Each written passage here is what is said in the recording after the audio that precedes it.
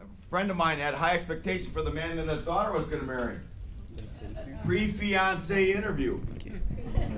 Future father-in-law sat down with future son-in-law. Said, tell me, what kind of job do you have? Well, I don't have a job, but God will provide. Well, good. Where are you going to live after you got married? You got a place to live? No, we don't have a place to live, but God will provide. I see. Do you have any money saved up? You know, things do come up in marriage. Do you have any money? No, we don't have any money, but God will provide. I understand. So he went downtown and had some coffee with his friends. They said, hey, how's that new son-in-law going to be? Well, he seems to be a fine fellow, but he thinks I'm God.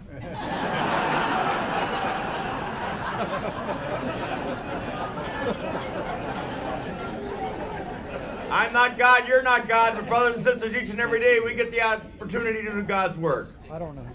About 30 years ago, I brought one of my classes out to meet our bishop, Bishop John Paul, who was the father of the council. I'd been to both sessions of the Vatican Council too.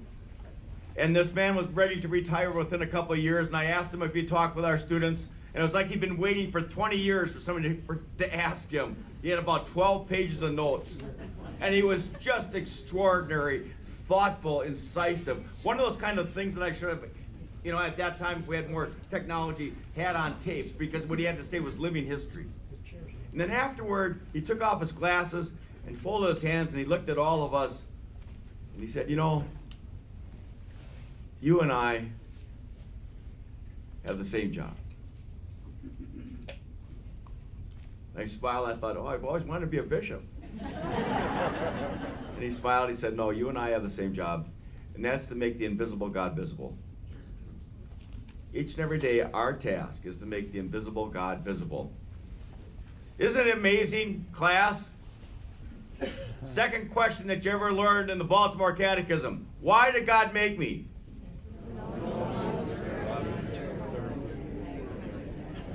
Okay, we come from different countries, and certainly we went all with a different but to know, love, and serve God in this world and the next. Isn't it amazing? Very early on in life, at 7 years of age, we were given our marching orders to know, love, and serve God in this world and the next.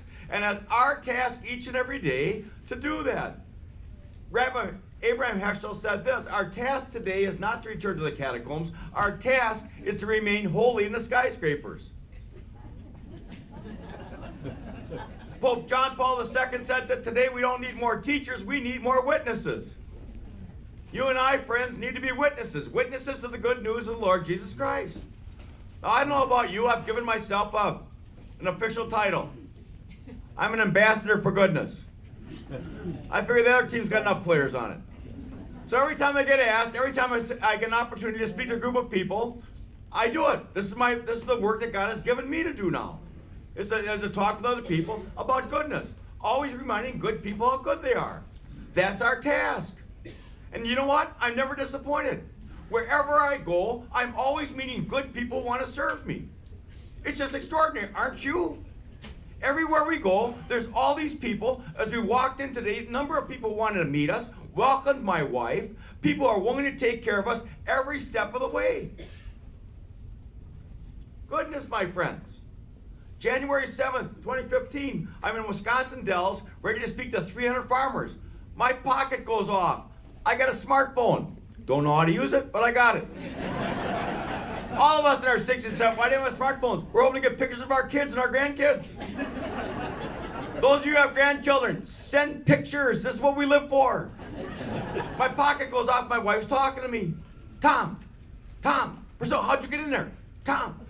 Megan, our second oldest daughter, was on her way to work in downtown Chicago. The water broke. She's in downtown Chicago having our first granddaughter 6 weeks premature. Her husband's in the northern suburbs. My daughter's in a hospital she didn't intend being in. And my wife's at home just frantic. And here's our speaker, Tom Thibodeau. Come on, I gotta go. Put her back. Well, I got up in front of the farmers, and you can imagine I'm distracted. I'm disturbed. I'm trying to speak, and I finally said to the farmers, this is what's going on in our life right now. I found it to be true everywhere I go, that once you tell people the truth about yourself, people respond with compassion. Once we say, this is what's happening in life, this is how I'm struggling, this is what I'm suffering with, these are my challenges, I feel this extraordinary sense of compassion. You and I watch the evening news and we see people who have tragically had their lives taken, like in Baltimore yesterday. Or we watch in terms where there's a terrible disaster, and what happens immediately, our hearts go out. Isn't it amazing how often you watch a news channel like that and you begin to pray for those people who are suffering? Mother Teresa reminds us we not only need to pray the word, we need to pray the world. And so what happens, I tell them this is what's going on in my life. My daughter's going to work this morning, the water broke. She's in the hospital in downtown Chicago, having our first granddaughter, 6 weeks premature. My wife's at home by herself. Her husband's in the suburbs. That's what's going on in her life. And once I told them the truth, I was able to relax and get on with the rest of my speech. At the end of the speech, I walk off the stage, and there's a man at the bottom, about 5'10", with shoulder like axe handles, got a blue shirt on, Larry on the pocket. Come here, he says, and he hugs me. This is unusual behavior for farmers. And then when he won't let me go, he flips open his wallet and says, look at that, look at that. There's my granddaughter, 5 years of age, full of life. Your granddaughter's gonna be just fine. I'm praying for you and your family. Did I need that at that moment? Hello, brother. Hello, fellow human being. Got your back. Isn't that who you are? Isn't that the life that you've chosen to lead each and every day? Hello, brother. Hello, sister. Hello, fellow human being. Got your back.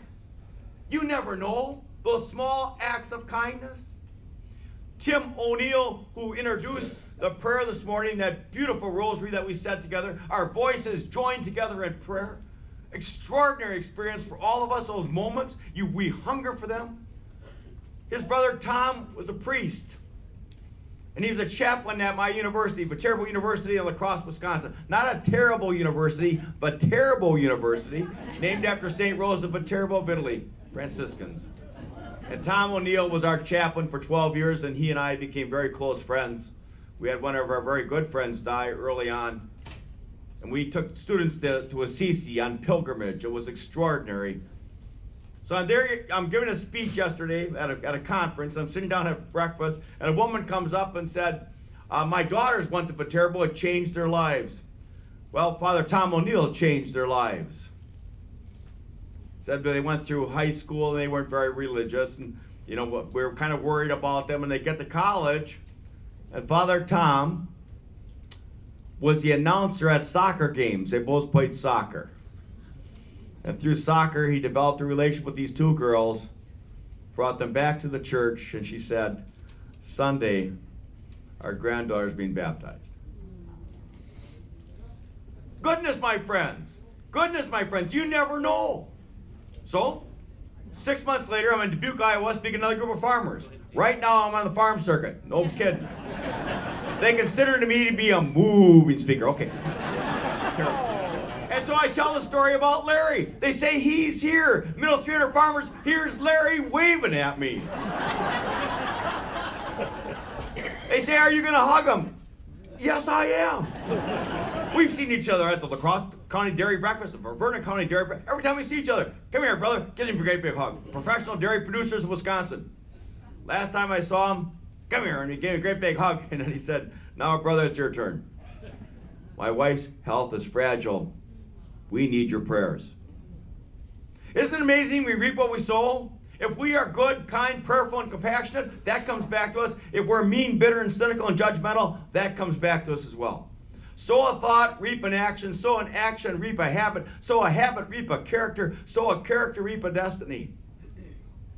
Those of you who are in Serra, you will not see in your lifetime all the direct effects of your good work. But we weren't promised that at 7 years of age. To know, love, and serve God in this world and the next. This is eternal work that you're engaged in. And some of the most important work that I can think of right now is to be a vocation director, and we all are vocation directors. Why? You are helping to recruit, support, and pray for leaders in the Catholic Church, the largest organization in the world. The largest organization in the world for the force of good is the Catholic Church. Is that not true? Amen. Can I get an amen on that? Amen. Let's get excited, for crying out loud.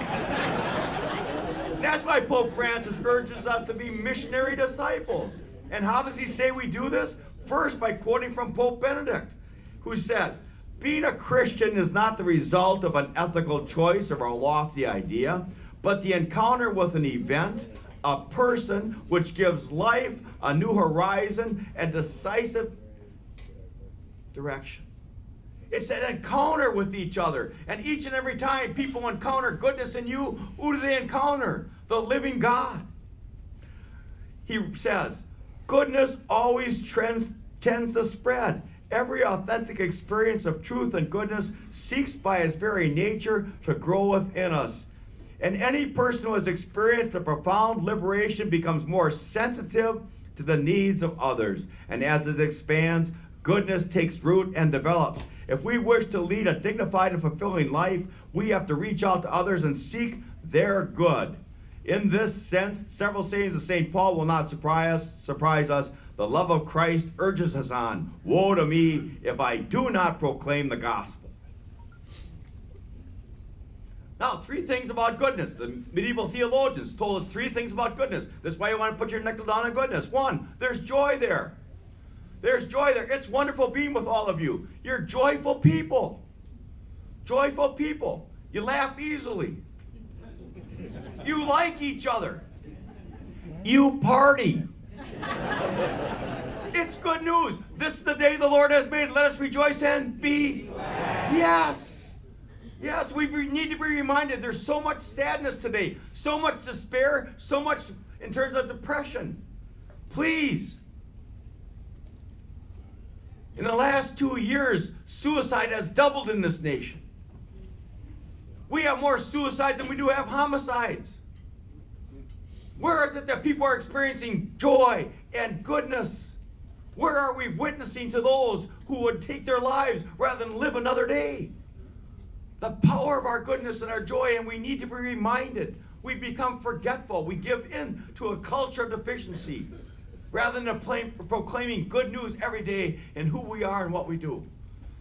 We become forgetful, much like that older couple who went to the doctor. The doctor said, well, for people in your 80s, you're in remarkably good shape. Is there anything I do to help you? Well, we're having a hard time remembering things. Oh, it just comes with age. Get yourself a little notepad and write things down. So the next night they're home watching a baseball game, and a gentleman gets up and his wife said, where are you going? He said, get myself a dish of ice cream. Oh, she said, I'd like one too. Write that down. I don't need to be writing down a dish of ice cream for a cry. I need to have I can remember a dish of ice cream. I like chocolate sauce. Just write that down. I don't need to be writing down ice cream and chocolate sauce. I like maraschino cherries. Just 2 maraschino cherries. Just write that down. I don't need to be writing down ice cream, chocolate sauce, and maraschino cherries. I can remember that. He comes out 20 minutes later, gives her a plate of scrambled eggs. She looks at him. Where's my toast?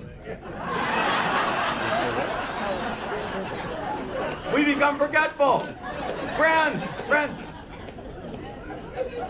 Joy is the infallible sign of God. Joy is the infallible sign of God.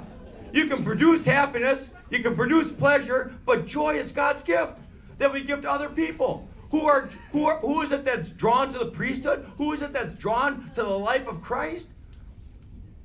When young people see us living joyfully in terms of our faith. Witnessing to good news. Second, what is it that people respond to when you're in the presence of goodness? There's a sense of peace. Sense of peace. Isn't it wonderful just being with each other? Many of you walked in and didn't even know the person you're sitting right next to, but you looked at each other, you smiled, and immediately, in the company of strangers, you're at peace.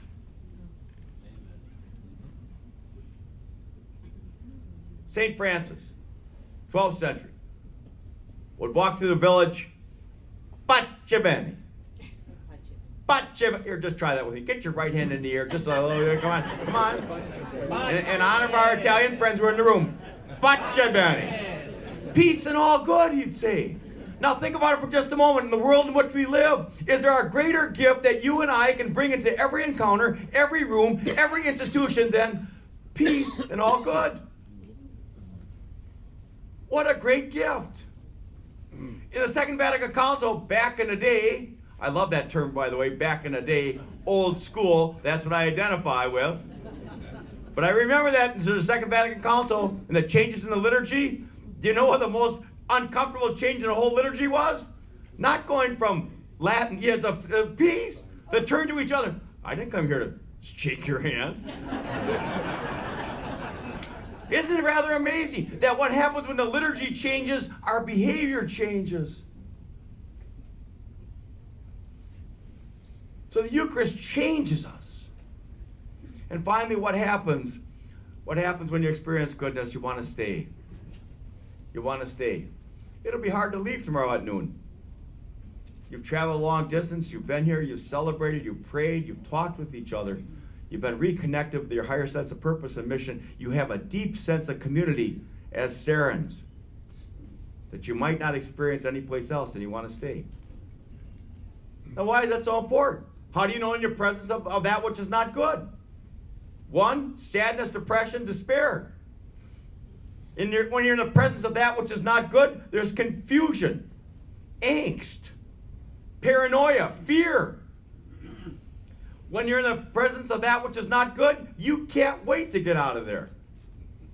Goodness, there's joy, there's peace, and you want to stay. Why does this become so terribly important for us? Because the second largest religious group in the United States of America are Catholics who have left the church. That's why we have to be evangelists each and every day, sharing good news with each other and our families, in our communities, everywhere we go. And it's our job by our baptism. I have a piece of sculpture that I bought on the streets of Omaha from an artist, Bill Farmer. Bill Farmer, a deep Catholic, strong commitment to social justice, and he created religious objects.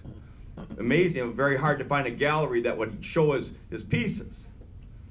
And I saw this piece and I wanted to buy it, and I told people I didn't buy it because my wife wouldn't want me to spend that much money, and it had nothing to do with that. She would support it completely. But that piece was so disturbing because it was Jesus hung on a cross. It was a brass cross, and Jesus was hung on a cross in a hammock. And the cross came out of a piece of stone. And there's Jesus hung on the cross hammock with the nails at the bottom of the cross. And the name of the piece is called Indifference. That the way in which Christ is crucified today is by apathy. Apathy is the antithesis of love. When people don't care, when we don't get involved, when we don't get engaged. And yet each of the people that we've held out and each of the people that we admire are those people who actually witnessed with passion and with love and deep humility. What a great gift. The Sarin Prayer is just the opposite. Praying for the intercession of Mary and Joseph, for an increase of laborers for your church, fellow laborers with Christ, to spend and consume themselves for the souls through the same Christ. Greater love than this has no one to lay down their life for a friend. This is what we're called for. The gospel does not call for inconvenience. The gospel calls for sacrifice. Greater love than this has no one to lay down their life for a friend. Well, friends, we can't lay our lives down unless we first picked it up. We can't lay it down until we first understand these are the gifts that God has given me. How is it that I will share those with other people each and every day? Please stand. Yeah, this isn't just set and get. Got to be engaged, all right?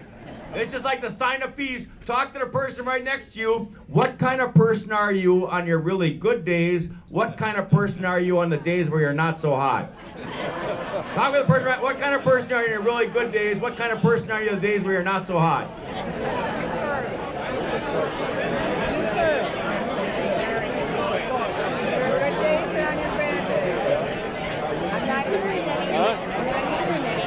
Okay, I don't hear anything go this way either.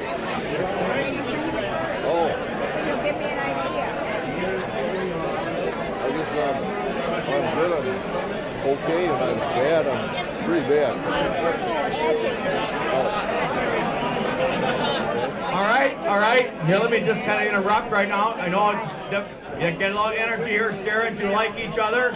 All right. Here it is. What kind of people are we on our really good days? Just shout it out. What kind of people are we in our really good days?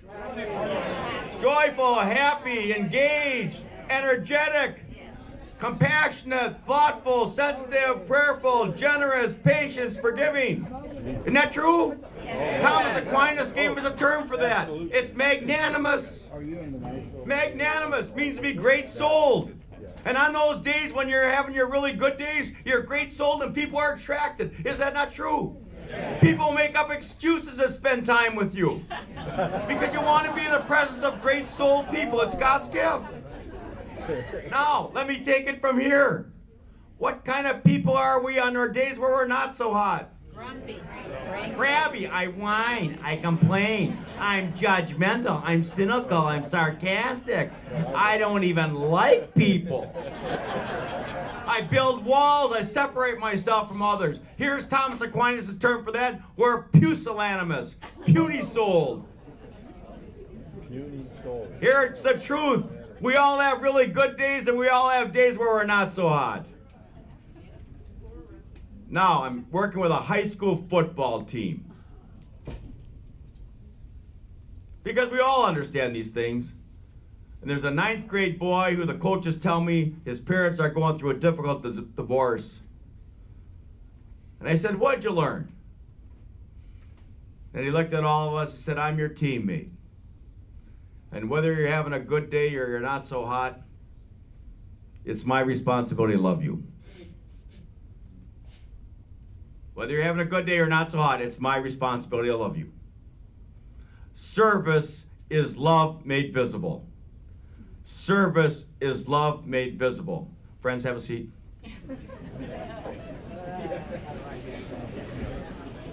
Service is love made visible. And as we sit here this morning, think of all the people who made this conference possible. Think of all the details in your conference program. Think of all the phone calls, all the emails, all the arrangements. Think about the cup of coffee that you enjoyed this morning. Where somebody got up at 5 o'clock, was here at the hotel, began brewing coffee. And the reason they were able to brew coffee is because there's clean water in Nashville. Why? Because people pay taxes for an infrastructure that allows for clean water. And then they were able to brew coffee, and then they put it into big pots, and then they moved it to smaller pots and clean cups, and they're all around the hotel, so that anytime you and I want to walk, we can have clean water. We can have hot coffee, clean water. That little jug of clean water over there right now, there's villages in Africa that don't get that much clean water in a month. And the reason that we have that wonderful coffee this morning that we all enjoy, because one of our brothers and sisters in Guatemala or Colombia handpicked those beans. And you begin to realize that all of our lives are predicated on the service of other people.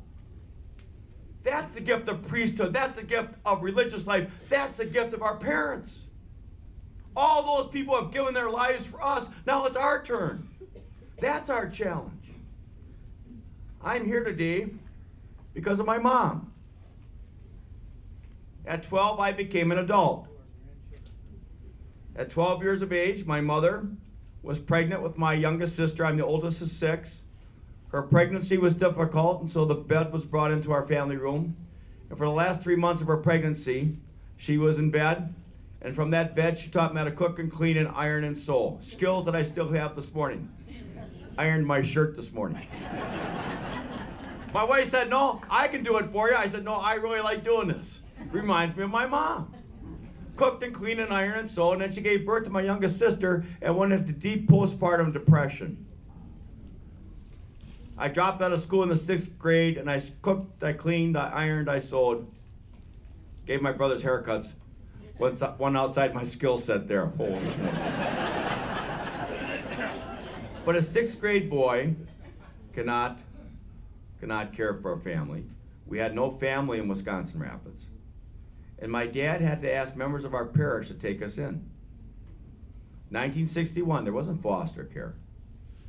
He went to members of our parish to take us in because he wanted us to stay in our Catholic grade school. He wanted us to be able to go to Mass every day. He wanted to be able to pick us up on Sundays and take us to Mass, to hold us together as a family. I ask you today, do you have a parish like that right now that would take in another person's children?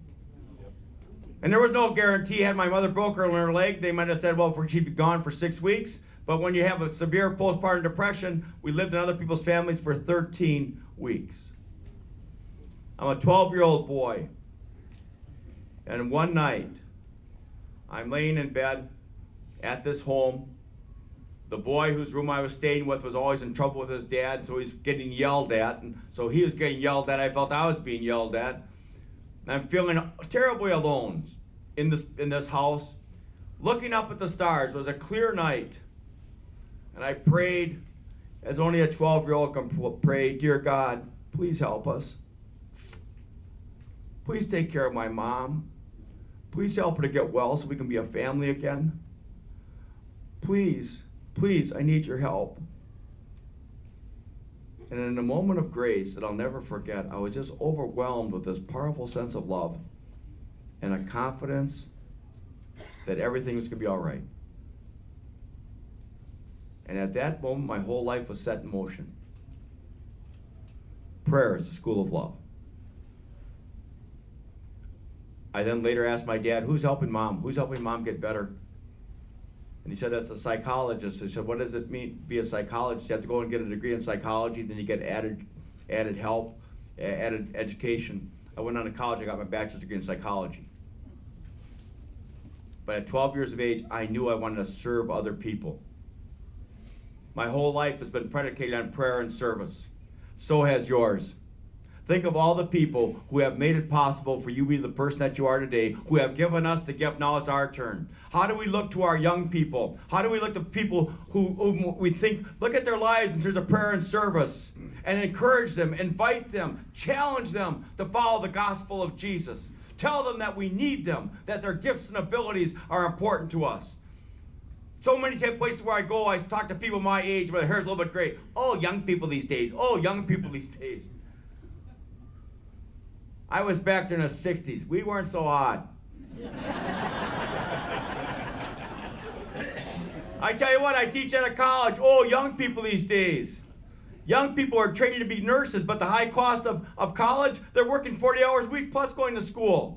Working 24-hour shifts on the weekend, taking care of our elders in nursing homes.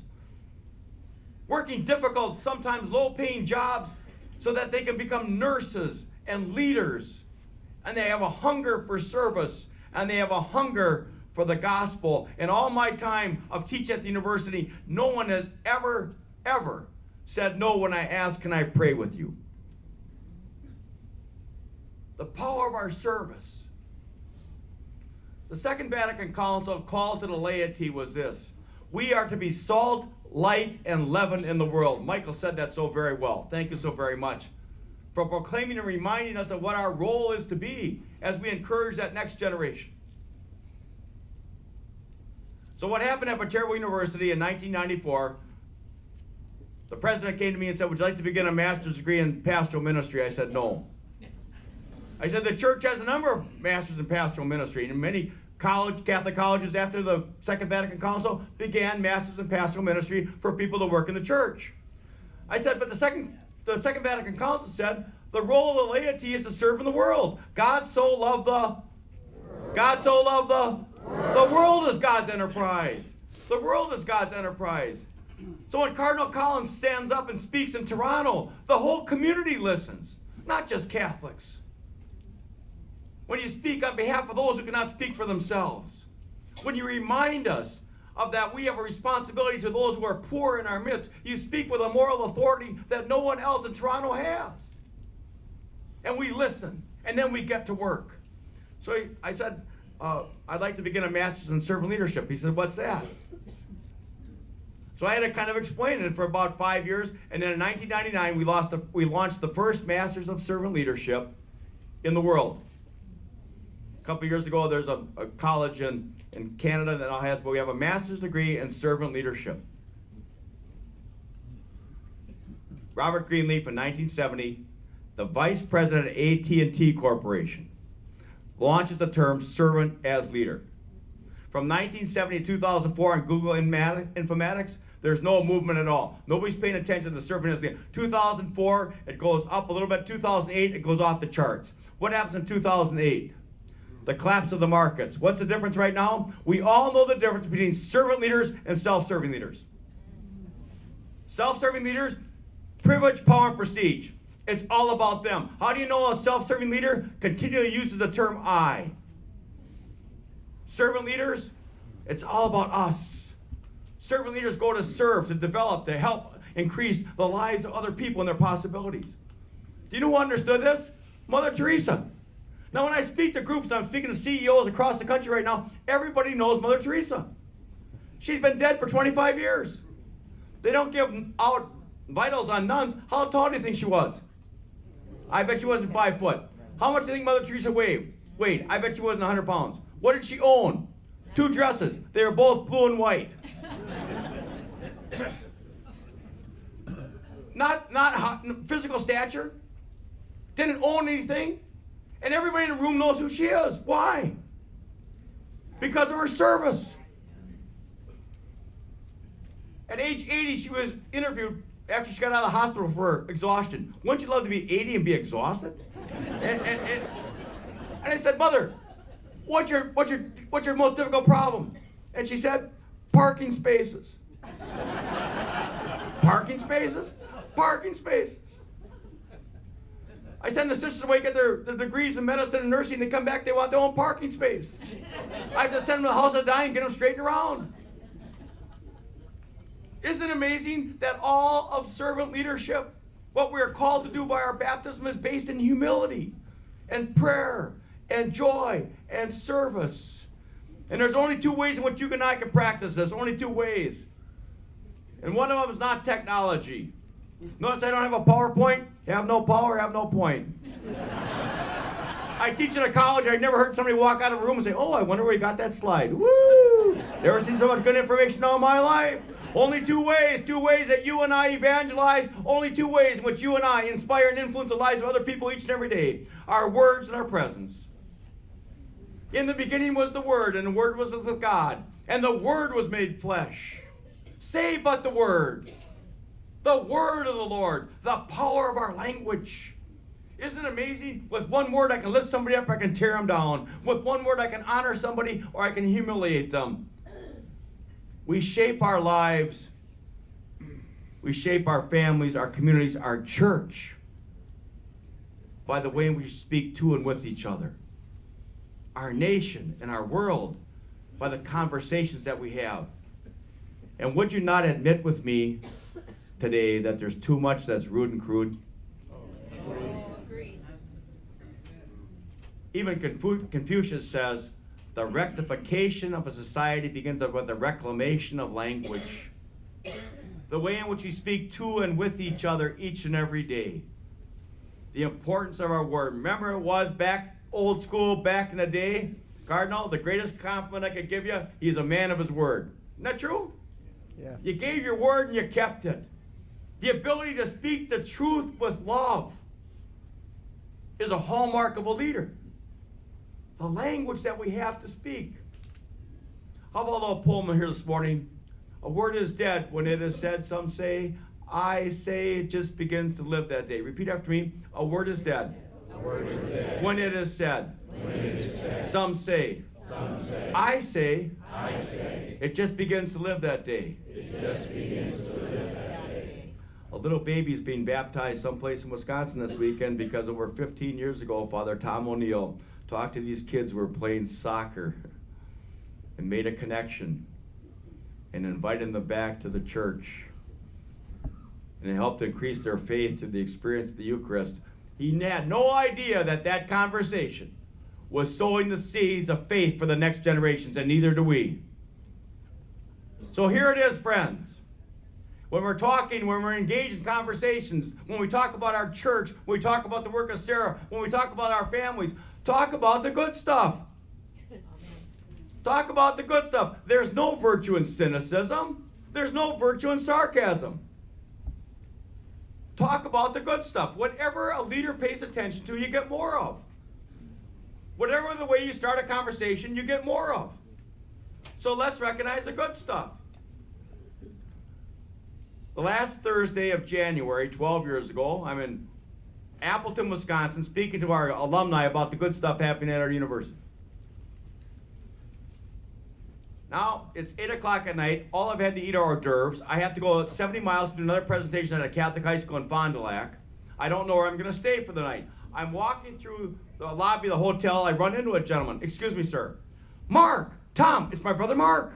He said, you're younger than me. He's a district attorney of Adams County in Wisconsin. And I said, what are you doing here? He said, I'm here for the state TA convention. What are you doing here? I said, I'm giving a talk for Terrible. I said, what are you doing now? He says, I was going to go to Subway and get a sandwich. I said, we're old enough. Let's go to the tavern. We went in, we sat down, we had a beverage and a sandwich. He said, where are you staying tonight? I don't have a place to stay. Why don't you stay with me? State's already paid for room. I have a king-size bed if you don't mind sleeping with me. Not at all, I said. Went and got my stuff, came up to his room. We're talking for a while. It's time to go to bed. We both got up, took our medication. That time of life. Jumped in bed with each other, he hit the light. Instantly, we're 12 and 11 again. The last time we slept in the same bed, we're 12 and 11. We're laughing, we're giggling, we're snorting. Just like 12 and 11-year-old boys do. And then he starts talking about our grandmother Florence, who inspired and influenced our lives for a lifetime. In 1937, our grandmother, my grandfather was hit and killed by a trolley car in Milwaukee, leaving my grandmother with 5 children under the age of 11. She's a single-parent businesswoman in the midst of the Great Depression. Her apartment was above her beauty shop. She'd get up in the morning, feed the older 4, give them to the care of the 11-year-old, take the baby down and begin cutting hair. At 10 o'clock, she stopped to nurse her baby. She had a friend who had given birth to twins who was not strong enough. Grandma nursed 3 babies at 10, noon, 3, and 5, and then went upstairs and took care of her family. We're talking a strong woman here. When I was growing up, Mom's health was not good, so Grandma came for a week every summer, and she cooked and organized and sewed and things my mom was not able to do. 5 o'clock at night, she'd go up and get herself ready for supper, came down for supper and taught us how to make a brandy old-fashioned sweet. Taught us how to play sheephead and gave us good hands. Wanted us to win at cards. She wanted the best for us.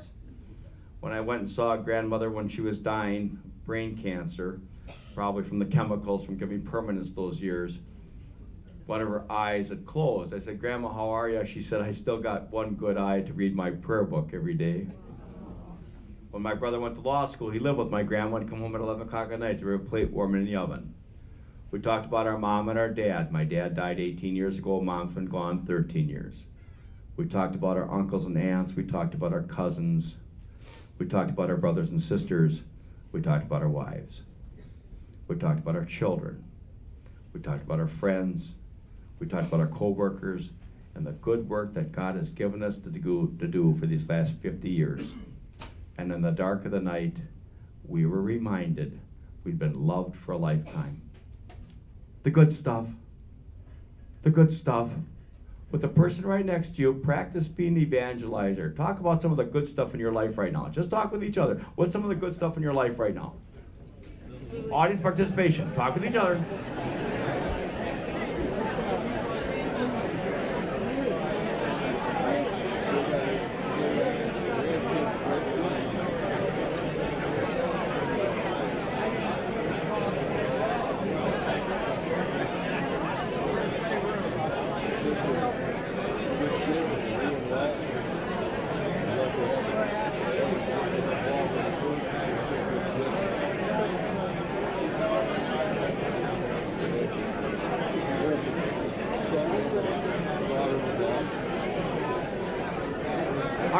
All right, let me interrupt for just a moment. What did you see on people's faces as they start talking about good stuff?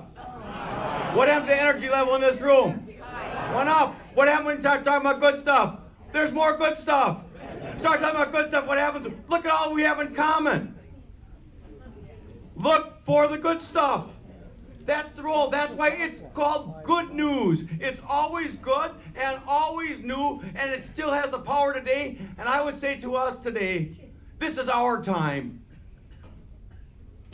When there's so many times where you hear about the voices of darkness and doom, to have the courage to talk about the good stuff, it brings people together. And I don't know about you, but this is good stuff, Sarah. Amen. Amen. All right, now the second way in which we have an influence on each other each and every day is by our presence. By our presence. Isn't it true? When you sit down with somebody, they don't even have to say something, and you just enjoy. Can I just sit here for a minute? Oh, it's been a day. It's been a day. Cardinal, don't you have sometimes a priest will come in, can I just sit here for a moment? Oh, it's been a day this week. I mean, holy smokes. And then after about 5, what can I do for, oh, just nothing. Then they get up and they walk out, and they say, thanks. Yeah, I didn't do anything. You were there for me. Isn't that true? The power of our presence. Servant leadership. One of our food companies in the state of Wisconsin, Festival Foods, this is the rule for managers. Weddings optional, funerals mandatory. What do you think happens if you work for that company and your mom or dad dies and there's 30 of your co-workers at the funeral? The power in terms of presence. And even in terms of our own parishes, you go to funerals of people you don't know. It's a corporal work of mercy. Just to show up and to be there. I don't know the people. Doesn't matter. Just show up. The power of our presence that we have on each other each and every day. It's a great gift. It's a great gift. All right, one last time, please stand.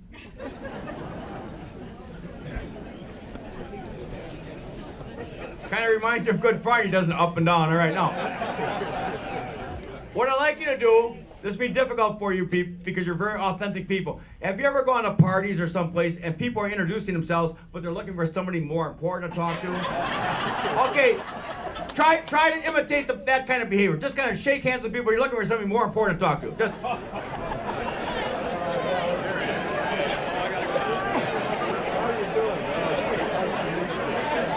I'm okay. All right. Okay, here's the second part. Sarans. Introduce yourselves to each other as if you're coming to a family reunion.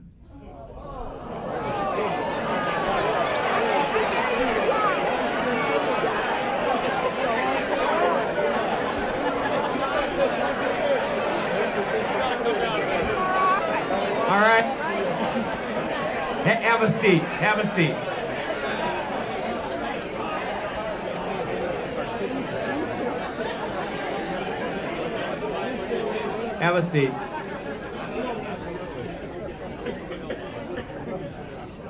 I guarantee you there has not been this much hugging in this room ever.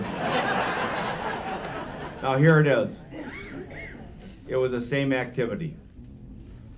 The activity was to introduce yourself to each other, and the first time I asked you not to pay attention. Look for something else. In fact, the greatest temptation of every leader right now is to be distracted, to be pulled apart. The greatest gift I give to another human being is 100% of my attention.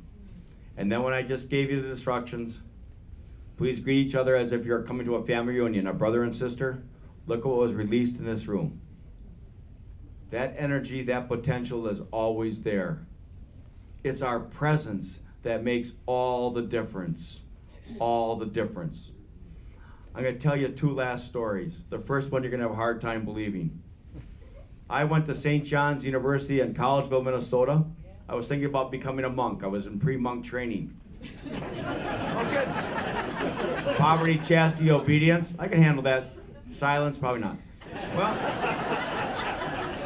I wanted to play college football for the winningest football coach in college football history, John Glardy. Just retired 5 years ago at age 85.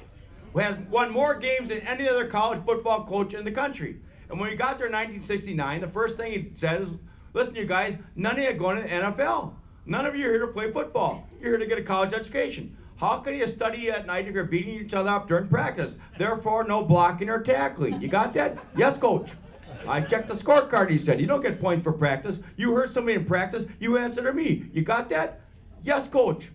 Up here in central Minnesota, we don't have time for that foolishness like wind sprints and calisthenics. You want to play in this team? You keep yourself in shape. You got that? Yes, coach. I'm thinking to myself, non-violent aerobic football. I can do this. Well, after about 5 days, I realized I wasn't going to play very much. And I called home and I told my dad I'm not going to play very much. Why is that? I said, these Minnesotans are bigger, faster, and stronger than I am. He said, well, if you want to quit, quit. You've earned that right, but if you stay in a team, I expect you to show up every day and give 100%, because if you don't, you're taking away from the effort of others who want to be successful. You couldn't have this conference unless all of you are willing to come. From as far as the Philippines to show up, from as far as Italy and other points in the world, you made sacrifice, time, energy, and treasure to show up. Your presence is such a gift. So for the prospect of not playing very much for the next 4 years, I showed up at every practice. Need somebody to play defensive tackle? I jumped in. Need somebody to play catch punts? I caught punts. Need help the trainers pick up cups on the field? I picked up cups. We had 100 guys in a team. Nobody got cut. We had 3 number 10s, and one game they all got in. I have no idea how that happened. I played twice, once in my sophomore year and once in my senior year. My junior year, I just about got in. My friends came, started cheering for me. We want Thibodeau. We want Thibodeau. Lardy looked over. Hey, Thibodeau. Yeah, coach. Go see what they want. No, I don't know why they did this. But in 2003, Sports Illustrated sent a reporter to Collegeville, Minnesota to cover this quirky coach. No, I don't know why they did this. I really don't. But they took a picture when I was on the team in 1969, number 17. I never played, but I'm in Sports Illustrated. No,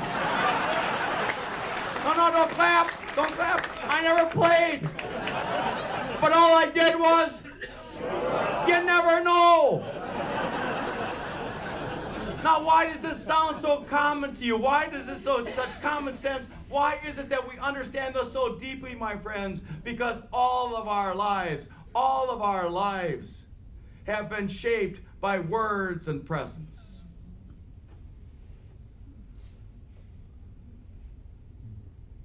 And the night before he died, Jesus, the greatest teacher of all time, gets up and does not give one final lecture.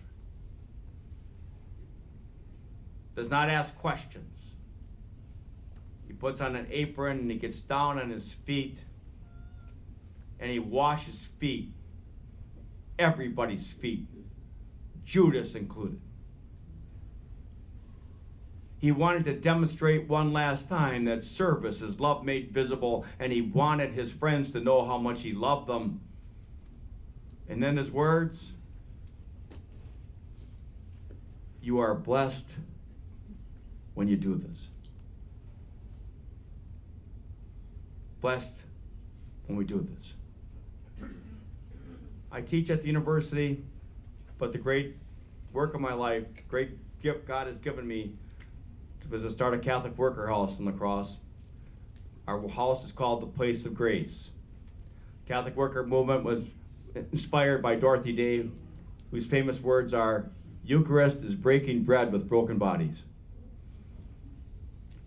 And about 12 years ago, in the midst of winter, the house was packed with people in the streets. People hungering for food, but hungering for community. We used every dish in the house twice. The house was filled with smells of bleach and body odor, and it kind of mixed because humanity was gathered there. And when everybody left, we had Mass at the table where we had all been sitting. Our friend who was a priest came and been washing dishes for 3 hours, and you notice that when you wash dishes for about 3 hours, you get dimples that form at the end of your fingertips. And as we sat down and he held up the bread and held the chalice, you could see the dimples of a man's hands that had been spent washing dishes, and now we're holding the sacred body and blood of Christ. And we had this amazing experience around this table. Eucharist was celebrated at a table where people in the streets had just eaten. Our altar cloth on apron. And at the end of it, we were all exhausted, but filled with the Spirit. And one of the members of our community sat up and looked at each of us, smiled, and said, I got it. I got it. I finally got it. I love each of you. And tonight, I would die for all of you. This is the meal that changed the world. And Sarins, you are recruiting and encouraging and supporting that next generation of those people who will be consecrated, to consecrate the body and blood for us. That brings a community together who reminds us who and whose we are through words and presence. Good work, hard work, noble work, dare I say holy work, my friends, that you do each and every day. You are a gift to the people that you know and the people that you love. You are a gift to your neighborhoods, your communities, your businesses. You are a gift to the church. You are a gift to the world.